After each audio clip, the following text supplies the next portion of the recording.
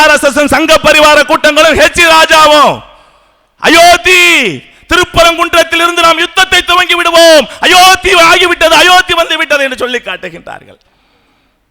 தோழர்களே, திருப்பரங்குன்றத்துக்கு அயோத்தியும் வராது, வரவும் முடியாது. சொல்லி காட்டுகின்றோம், அயோத்திக்கு எஸ்டிபி கட்சி வரும் இன்ஷா அல்லாஹ். அயோத்திக்கு மட்டும் இல்ல, வாரணாசிக்கு social democratic party of India வந்து சேரும், மதுராவுக்கு social democratic party of India வந்து சேரும்.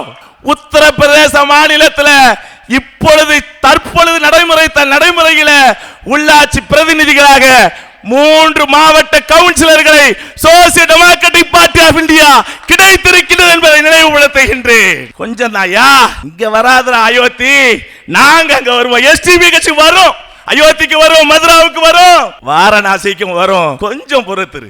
நிரந்தர நண்பனும் இங்கே அரசியல் கிடையாது, நிரந்தர பகைவனும் இந்த அரசியல் கிடையாது என்று சொல்லி காட்டுவார்கள். Social democratic party of India தன்னுடைய நிரந்தர எதிரியை சங்க பரிவார கூட்டத்தை RSS சித்தாந்தத்தையும் நிரந்தர எதிரியாக சொல்லிக்கொண்டு களம் இறங்கி இருக்கின்றது. Social democratic party of India எந்த அளவுக்கு என்றால், இந்திய மண்ணிலிருந்து வேரோடும் வேரடி மண்ணோடும் RSS சித்தாந்தத்தை பிடுங்கி எறிவதை தன்னுடைய இலக்காக கொண்டு செயல்பட்டுக் கொண்டிருக்கின்றது.